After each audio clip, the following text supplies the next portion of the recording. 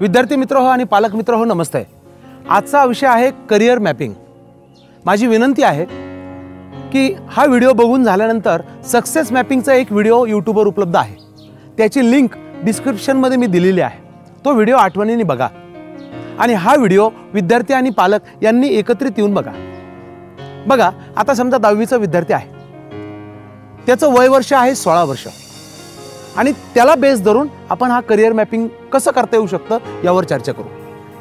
आता त्या विद्यार्थ्याचा जेव्हा जन्म झाला, असं समजा त्याचा जन्म झाला, तेव्हा ज्या दिवशी त्याचा जन्म झाला त्या दिवशी त्याचं वय काय, 0 डे, त्या दिवशी त्याचा जन्म झाला आणि आज तो 10वीला आहे, म्हणजे आज त्याचं वय 16 वर्ष, म्हणजे त्याचा आयुष्यातला एक टप्पा पूर्ण झालाय 16 वर्षांचा।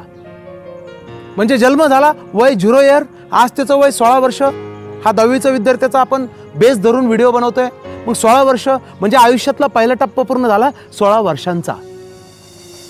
त्यानंतर तो 11वी 12वी करेल, वेगवेगळे पर्याय आहेत, पण आपण 11वी 12वी उदाहरण म्हणून घेऊ। एखादा पॉलिटेक्निकला गेला तर त्यांनी त्याच्या पद्धतीने करियर मॅपिंग करा। मग 11वी 12वीचा दुसरा टप्पा झाला 2 वर्षांचा आणि त्यावेळेस 12वी त्याचं पूर्ण होईल, तेव्हा त्याचं वय असेल 18 वर्ष। मग आता 0 ते 18 किंवा 0 ते 16 कसंही कन्सिडर करा। 12वीचा विद्यार्थी असेल तर 0 ते 18 कन्सिडर करा, 10वीचा विद्यार्थी असेल तर 0 ते 16 कन्सिडर करा।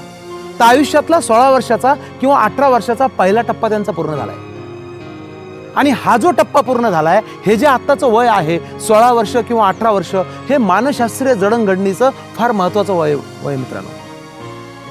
हे जे वय आहे 14 15 16 17 18, ह्या वयामध्ये जी काही उच्चतम क्रांती होती ना, ती क्रांती ह्याच वयात होती। हे तेच वय आहे ज्या वयामध्ये छत्रपती शिवाजी महाराजांनी पहिला गड जिंकलाय।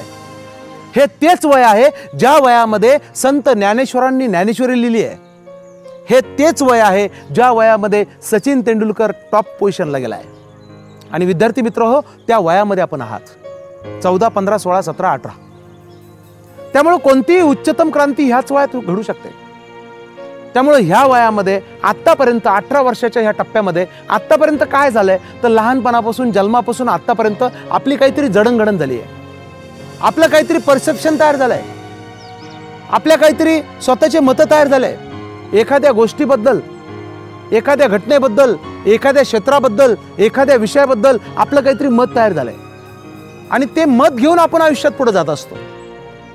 लक्षात घ्या, मग तो एखाद्या विषयाबद्दल आपलं मत असेल, काही असेल, मग हा 0 ते 18 या आयुष्यातला पहिला टप्पा झाल्यानंतर आपण पुढे कुठेतरी ऍडमिशन घेणार आहोत। मग ग्रॅज्युएशन आता 4 वर्षांचं आहे, पोस्ट ग्रॅज्युएशन 2 वर्षांचं आहे, 4 आणि 2 6, अजून एखादा वर्ष आपण एखादा कोर्स केला, 7 वर्षाचा कालावधी बघू। मग 18 वर्षाच्या पुढे 7 वर्षाचा कालावधीचा दुसरा टप्पा घेऊ आपण आणि 18 वर्षाच्या पुढे मधला 7 वर्षाचा कालावधी झाला, दुसरा टप्पा पूर्ण झाला, त्यावेळेस त्याचं वय असेल 25 वर्ष आणि 25 वर्ष त्याचं वय असेल आणि हा आयुष्यातला दुसरा टप्पा पूर्ण होईल। पहिला टप्पा आपण 12वी सायन्सचा विद्यार्थी धरला तर 18 वर्षांचा, दुसरा टप्पा 7 वर्षांचा आणि त्यानंतर त्याचं वय होईल 25 वर्ष। विषय समजून घ्या। आता 25 वर्ष वय झालेलं आहे, शिक्षण पूर्ण झालेलं आहे आणि तेव्हा खऱ्या अर्थाने त्याच्या आयुष्याची सुरुवात होते आणि आयुष्याची सुरुवात झाली आहे, त्यानंतर त्याला जॉब मिळणं, जॉबमध्ये सेटल होणं, व्यवसाय करायचा असेल तर व्यवसाय सुरू करणं, व्यवसायामध्ये सेटल होणं, लग्न होणं, कुठंतरी सेटल एखाद्या शहरामध्ये सेटल होण्याची प्रोसेस, त्यानंतर मुलं होणं, त्या मुलांचं शिक्षण, नंतर त्या मुलांचं लग्न आणि नंतर आयुष्याची रिटायरमेंट। एक अंदाज रिटायरमेंट आपण कन्सिडर करू 58 59 60, वयाच्या 58 59 60 वर्षी रिटायरमेंट। म्हणजे 25 वर्षाला आयुष्य सुरुवात झालं आणि वयाच्या 60व्या वर्षी तो रिटायर झाला। हा त्याचा आयुष्यातला टप्पा झाला 35 वर्षांचा। हा 35 वर्षांचा टप्पा झाला आणि वयाच्या 60 वर्षानंतर जे रिटायरमेंटचं जीवन आहे, मी पूर्णविराम लावत नाही मित्रांनो, मला अधिकार नाही आहे, पण मी त्याला सांगतो 20+, मी प्लस म्हणलोय, पूर्णविराम लावला नाही। त्यानंतरचा जो टप्पा आहे 20+चा टप्पा आहे। मित्रांनो, हे व्यवस्थित समजून घ्या। आपण जर 12वी सायन्सचा विद्यार्थी जर कन्सिडर केला तर त्याचा पहिला टप्पा झाला 0 ते 18 वर्षांचा, 18 वर्षाचा जो पूर्ण झालेला आहे। दुसरा टप्पा झाला 18 ते 25 वर्षापर्यंत, 7 वर्षांचा, ज्यामध्ये त्याचं एज्युकेशन त्याला घ्यायचं आहे आणि तिसरा टप्पा झाला 25 ते 60 वर्षापर्यंत 35 वर्षांचा, ज्यामध्ये ॲक्च्युअल त्याचं करिअर आहे आणि चौथा टप्पा झाला रिटायरमेंटचा 20+ वर्षांचा. मग हे जे टप्पे पडले, पहिला टप्पा, दुसरा टप्पा, तिसरा टप्पा आणि चौथा टप्पा, यामध्ये फक्त पहिला 18 वर्षांचा टप्पा पूर्ण झालेला आहे. माझा प्रश्न आहे, यामध्ये सगळ्यात मोठा आयुष्याचा टप्पा कोणता? साधं उत्तर आहे 35 वर्षांचा.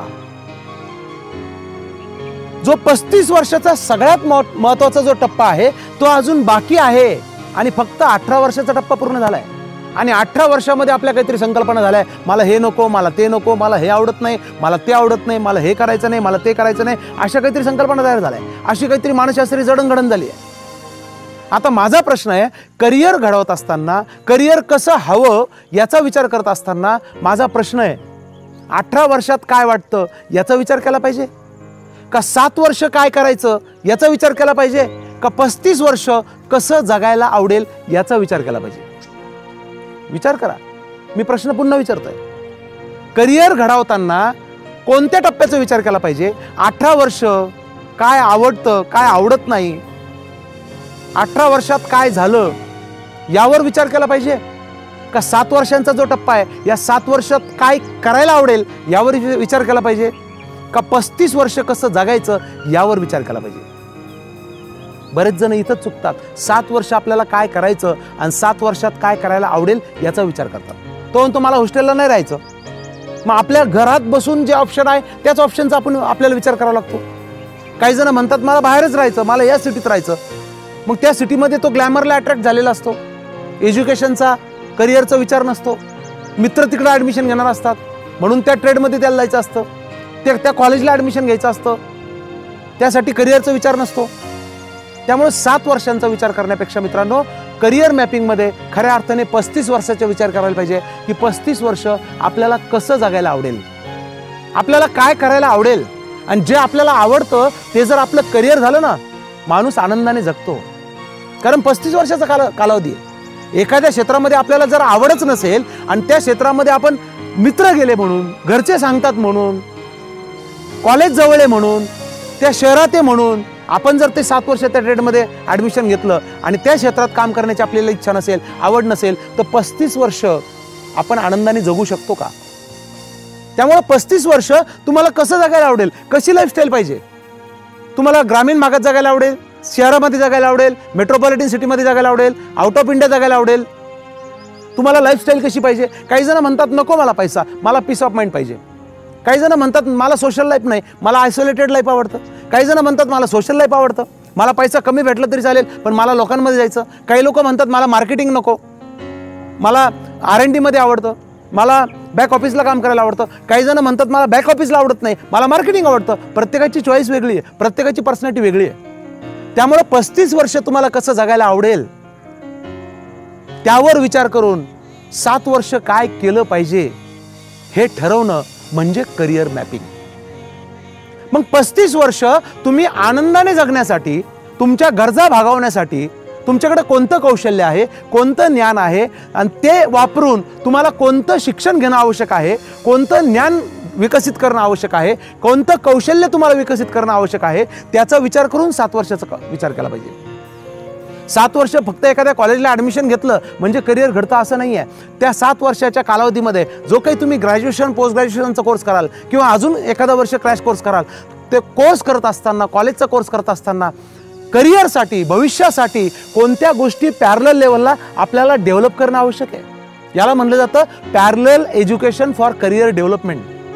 आणि त्या गोष्टी पूर्ण करायला स्कोप आपल्याला कोणत्या शहरात मिळेल, कोणत्या कॉलेजला मिळेल, कोणत्या ट्रेडला मिळेल याचा पण विचार केला गेला पाहिजे. आणि त्याचा विचार करून जर 35 वर्षाचं व्हिजन आपलं क्लिअर असेल आणि तसं व्हिजन येण्यासाठी जर आपण 7 वर्ष काम केलं ना मित्रांनो, आपण आयुष्यात आनंदाने जगू शकतो.